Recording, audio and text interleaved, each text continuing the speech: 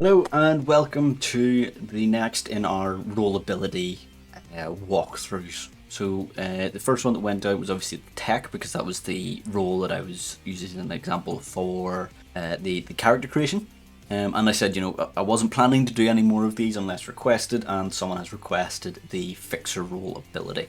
Now, before I get into a quick update on the actual guide itself, I do have a few things recorded of doing skill checks and combat and things like that, but I'm not really happy with how it flowed. I think the jumpstart kit flowed a lot better, so I'm probably going to blow them away and re-record them. So they are coming. I just don't know when.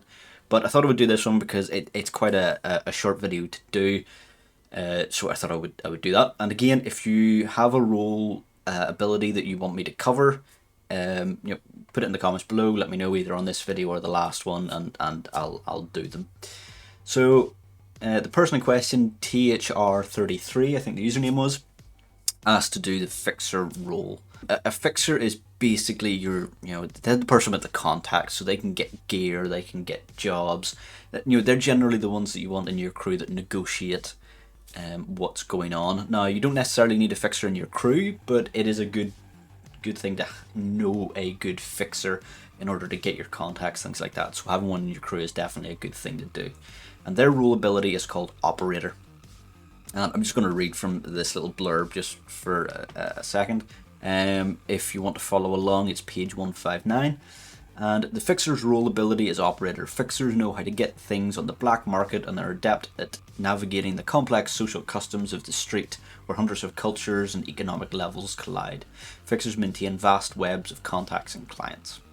So the Operator ability, much like the tech ability and all of the others, is split down into sort of subcategories underneath that ability that have different effects. First one is contacts.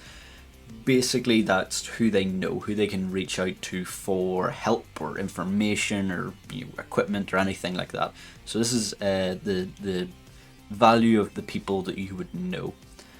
Reach is the highest price category of items that a fixer can always source. So once we actually go through what levels do what, this will become clear. But it's basically sort of the level of equipment that you can gather easily. So let's say you're quite a good fixer and you can get expensive items very easily. It means you can turn to your GM and say, okay, in my downtime, or we're about to go on a mission, I want to get some stuff, here are the items that I want to get, and they are of expensive quality or below. Generally speaking, unless the GM states otherwise, you'll be able to source them no problem. If you can't source them for whatever reason, if the GM says, oh no, you can't get that because there's a shortage or something like that, there may be a narrative reason why you can't get something, but as a general rule of thumb, you will be able to get things of that price value without too much difficulty. Reach also allows you at higher levels to create a night market, which is basically where you get a lot of equipment. Night markets are sort of underground black markets that sell a wide variety of things. Not all not all night markets are the same. Some of them will have different equipment. They're like pop-up shops. They'll pop up, they'll have different stuff, and they'll close again and go on. Depending on what fixers you get in, that can influence what equipment may be available. Haggle, self-explanatory. It's your ability to strike a deal. Now, this is not just in regards to buying equipment, but also striking deals when negotiating a job. Discussing better pay or better perks or things like that. Basically, anything that involves a bit of wordplay whenever you're talking about money, you can use your haggle to help with that. And lastly, grease, and that is the fixer's ability to blend into other cultures. There's a bit of confusion around this. At later levels, it does say that you're able to blend in with corpos and execs with ease. This does not mean you can walk into a corporate HQ and just be like, hey Cheryl, how you doing? And walk on in and get into the building. It doesn't mean that. Now, what it does mean is that you have a higher chance of being able to bluff your way in. You know the lingo, you know how people act. You can definitely do a better job of trying to infiltrate a corp, but it doesn't mean that you can just walk in and be like, yeah, no, I'm going to use my grease, I'm in, no problem. Doesn't work like that. But at, say, a social gathering, you know, where maybe it's a lot of corpos are getting together and you want to worm your way into the guest list and mingle with the upper classes of society, you know, then yeah, Greece comes into its own. You can definitely use Greece for that, but just something to be aware of there. It doesn't mean you can just walk into this place and you'll be automatically accepted. It just means you know the lingo, you know how these people act. You can usually bluff your way into at least getting a conversation started. So let's have a look at the different ranks. So as you can see, it's sort of blocked down into two. So ranks 1 and 2 are the same, 3 and 4 are the same, 5 and 6 are the same, etc. If you start as the fixer role, remember you start at rank 4. So you'll automatically start here at operator rank 4. But if you multi-class into the fixer rank, you may start at 1 or 2. And as you can see here, each of the contacts, reach, haggle and grease, different effects depending on the level you have. So at ranks 1 and 2, your contacts and clients are a local honcho, gang lord, or neighborhood leadership. So it's quite limited. You know the local area, you're known there, you know the people to talk to. Your reach, you can always find cheap and everyday items for clients on a piece-by-piece basis, even if they're otherwise unavailable. So what this means on a piece-by-piece basis, you can't just go, okay, I want all of the everyday items. It's, I want this specific item, and you can then go and try and source it, as even if it's otherwise unavailable. Again, your GM may have some criteria. They may say, actually, can't get X item because of a reason. But generally speaking, you'll be able to get most things. The GM will only step in if there's something game breaking you're trying to get, which probably is only going to happen at later, at higher ranks, and at that point things will be skewed everywhere anyway. So just something to be aware of. Your GM may step in and say, no, you can't source that because X, Y, Z. But for the most part, you'll be able to grab these no problem. And some GMs will just be like, yeah, fuck it, you can have it. Haggle, you can see if successful, you get 10%. More or less the market price when buying or selling, so that works in both regards, whether you're buying or selling. And remember, the haggle is the only one here that actually has a skill check directly associated to it. So if we go up, you can see here you roll your cool, trading and operator rank and a d10 against their cool, trading rank, or sorry, trading skill, and their operator rank if they're a fixer. If they're not a fixer, if they're just like a general merchant, they'll probably only have cool and trading skill and a d10. So you'll have a bit of an advantage there. You can only make one deal of your operator rank or lower, and only one deal can be made per transaction. What does that mean? Okay, so you can make one deal per your operator rank. So the higher rank you are, the more deals you can do at any given time. But you can only do one deal per transaction. So if you say, okay, I'm going to roll to try and get 10% off this transaction, and you get it, you can't go, okay, I'm now going to roll again to try and get 10% off that transaction. It doesn't work like that. You do a one-time haggle, you do a one-time deal with that particular transaction. It doesn't mean that you can't go and do another deal on a different item. So say you're haggling over an assault rifle and you're like, you know what, I want you to throw in some ammunition or knock a bit off the price because it doesn't come with ammunition or whatever that may be. That's fine, you can do that. What you can't do is when you've got that deal, then say, okay, give me another 10% off this item because reasons. But what you can do is say, okay, I've got the rifle, I need some ammunition for it, can you give me a discount on it? Okay, you can do it for different items, different transactions. And from ranks 1 to 2, Greece, you know the cultural ins and outs of your immediate neighborhood, including all local gangs. So you know your local area. That's about it. So you don't know much at ranks 1 and 2. But as I said, if you started as a fixer, you start at rank 4. So we've got operator ranks 3 and 4 here. Your contacts and clients: city gang honcho, minor politician, corp executive, or a well-known person in the neighborhood. So you got a bit more reach. Corp execs, be a good person to know. Local politician, you can get them to turn a blind eye to things, or maybe help get something through that you need. And a city gang honcho, maybe you might need a bit of help from a city gang, or you want to do a job for them. All good people to know. Your reach, you can always find and source up to expensive items on a piece-by-piece basis. And haggle, at this point, if successful, when you buy 5 or more of the same item, you can get 1 more of that item for free. So this is where we're saying that you can only do one deal per thing, or one deal per transaction. So you can't say, okay, I'm going to buy 5 of these, you're going to give me one for free, but I also want to try and get the 10% less. You can't do both. You have to pick one or the other for that transaction. And Greece, you know how to get along well with at least one other culture in your area, as well as gain a single language you don't already know associated with that culture at a skill level of 4. So you get another language starting at skill level 4 that you can add, and you know another culture. So you get to pick another culture that's in your area.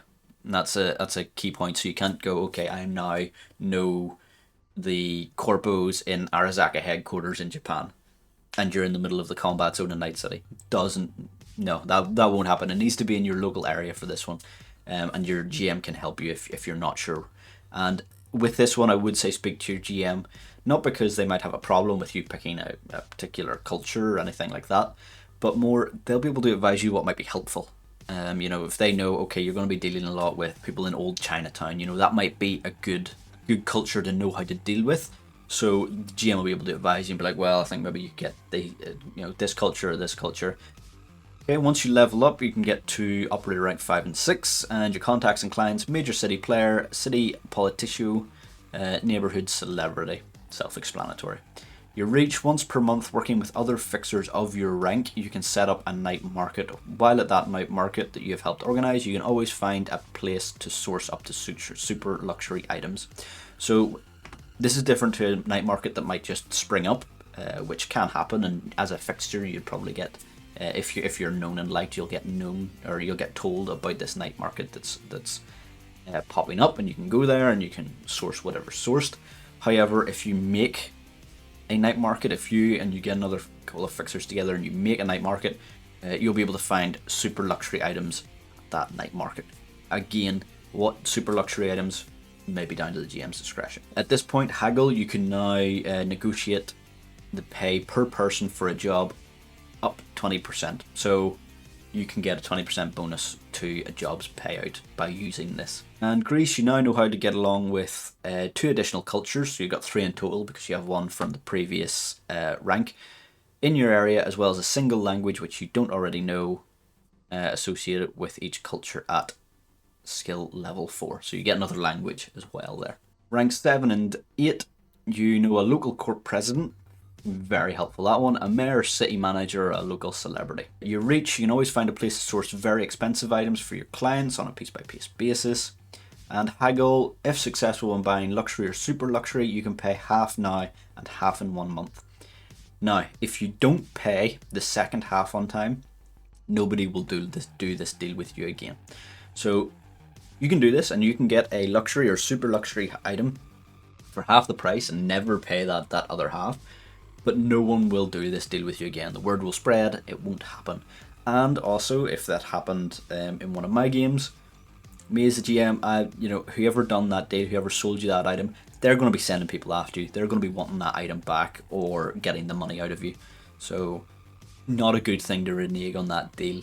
Greece, you know how to blend in perfectly with 3 additional cultures, so now you've got 6 in your area, as well as gaining a single language again at level 4. So you're getting a lot of cultural knowledge and a lot of languages, so you're able to talk to a lot of people. It's very, very by this point you're going to have a very broad range of people that you could talk to and blend in with. Okay, the last 2 ranks, 9 and 10, these 2 are split out because there is a difference between them. Rank 9, you know a divisional corp head or state-owned politician and a well-known celebrity. Self-explanatory there. Reach, you can always find and source up to luxury items for your clients on a piece-by-piece basis, even if they're unavailable. And when you set up a night market, you can choose to additionally set up a midnight market inside it, which gathers the leaders of a criminal underworld. So a midnight market is a sub-market within a night market. I know there's a lot of markets going on there, but basically this is invite only. They are very, very exclusive. They sell very exclusive and very rare equipment, and they gather the local mobs and mafias and groups. The leadership of the underworld all meet here. They discuss deals, they issue out good jobs. Getting into a midnight market can really help you get some really high paying jobs. So the ability to set one up is really useful.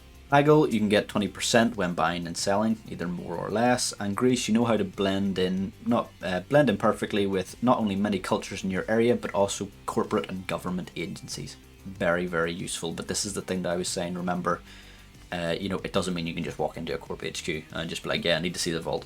It doesn't work like that. But it does mean that you can schmooze your way through a social gathering, or even potentially talk your way into a building. But it's definitely not a guaranteed, yeah, you just walk in.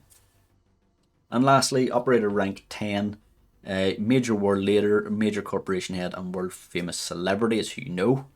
Again, very, very good to know. And your reach, you can always find a place to source super luxury items, even if they're otherwise unavailable. Haggle, if successful, you can negotiate to double the pay per person for a dangerous job. Now that's specific jobs have different categorizations, so it has to be a dangerous job, but you can then double or negotiate double the pay.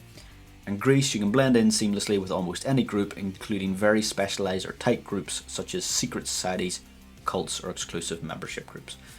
That starts going into like Illuminati shit, or the variations in Cyberpunk Red. But then at that point, at rank 10, you're going to be able to get in with them very, very easily. So that is the operator skill for the Fixer.